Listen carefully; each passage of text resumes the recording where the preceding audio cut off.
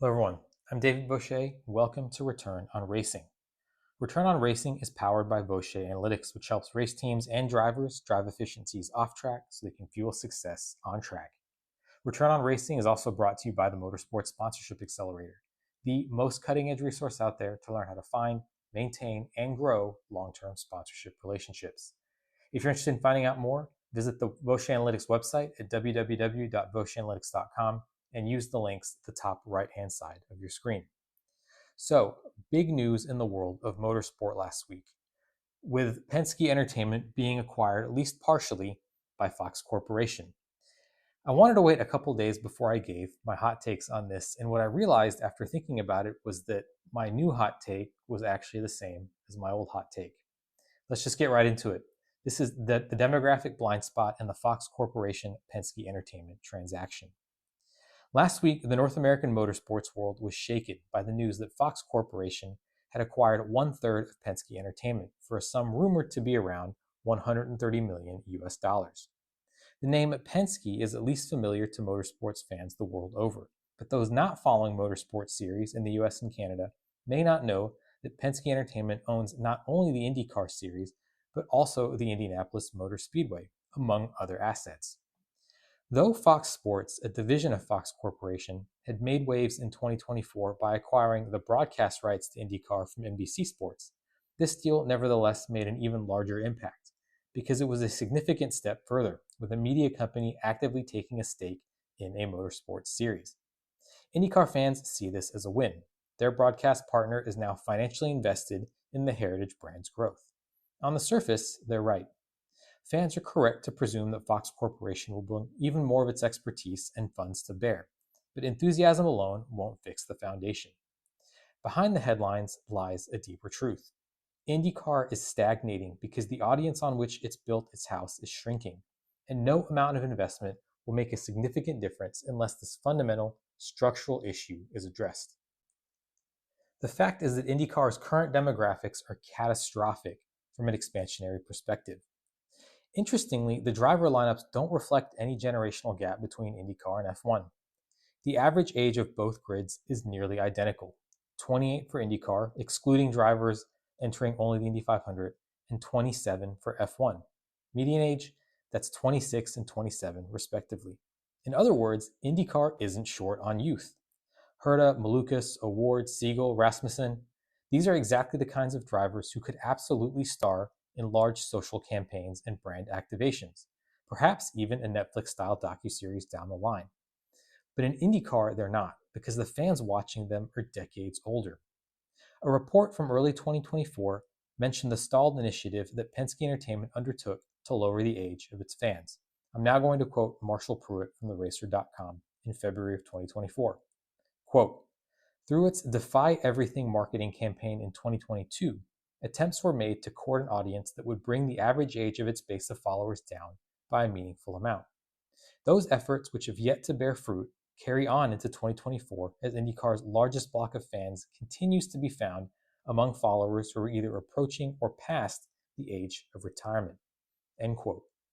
Consider IndyCar's own data. And this, by the way, is linked in the source article, which I'll link in the show notes. So please navigate to that and you'll have all the supporting links for everything that I'm citing.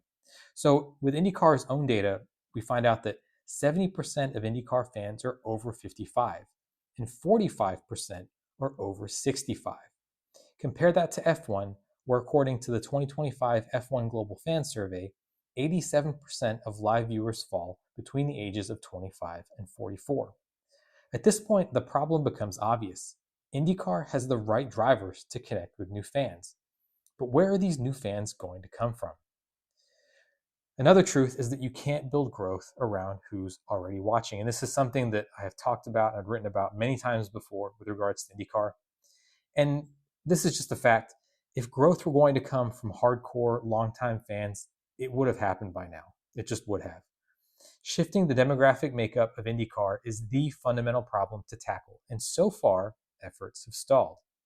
Presumably, Fox Corporation have underlined this issue, at least internally, and have a plan to address it. But honestly, that's unclear. It's just not something I've heard mentioned in any of the analyses or announcement that I've read so far. If IndyCar wants to survive, let alone thrive, it has to break from its base and capitalize on the resulting escape velocity. And yes, that may alienate purists, but the alternative is at best a continued IndyCar stall, and at worst, a fading into obscurity of IndyCar as its fans are not replaced. To do this well, IndyCar and Fox should start with a communication plan. Proper change management requires a communication plan, and Fox and Penske Entertainment owe it to IndyCar's dedicated fans to prepare them for drastic changes as the series shifts its decades-long courtship of them to a new set of people. This plan would tell them why the changes are necessary, and crucially, walk them through how these changes will contribute to growing the audience, which is the only path to getting what they expressed they wanted right after the deal was announced. And I think what we all want as IndyCar fans. And those are a bigger calendar, better coverage, and of course, long-term survival. Build it and they will come is not a strategy on which Fox can gamble its nine-figure investment. The prudent way forward is actually to first start engaging with new audiences via expanded digital outreach. And Zach Brown, CEO of McLaren Racing, recently said as much, that the social media and digital initiatives were lacking in IndyCar. That was in a really informative David Land interview, which is linked in the article on voceanalytics.com. And then the second step after engaging with these new audiences is to identify through this outreach where the newly primed audiences are and use this data to plan and initiate race schedule additions. Now, F1 provides a perfect case study of this. F1's growth in the US wasn't random, it was highly strategic. F1 and Liberty Media started by building a foundation to justify Drive to Survive, which in turn served to emotionally hook casual viewers. They then picked race locations to maximize buzz in a market, the US, that was key to its expansion plans, and of course, these were Austin, Miami, and Las Vegas. On top of this, they built a fan funnel and then monetized it intensely. IndyCar needs the same playbook to an extent, even if on a smaller scale, almost starting fresh with the same fans currently powering F1's cultural ascent.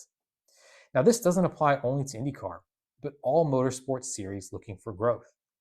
Growth plans are not simply numbers on a page. They have to be built from the ground up, starting with solid assumptions and resting on specific, clearly defined audience segments. Until you know who you're trying to reach, for instance, where they spend time, what they care about, what turns them into paying fans, every marketing dollar, and really every dollar spent, is guesswork, and every calendar expansion is a shot in the dark. Fox will not save IndyCar, but it won't be able to do anything significant unless it makes headway into its biggest structural flaw. IndyCar has spent years chasing relevance without fixing its core audience problem. The deal with Fox is a chance to change that, but only if IndyCar and Fox are willing to fundamentally rethink who they're trying to reach and how. I hope you enjoyed that take on the latest motorsports news, and if you liked those insights, I would ask that you please consider signing up for the Return on Racing newsletter.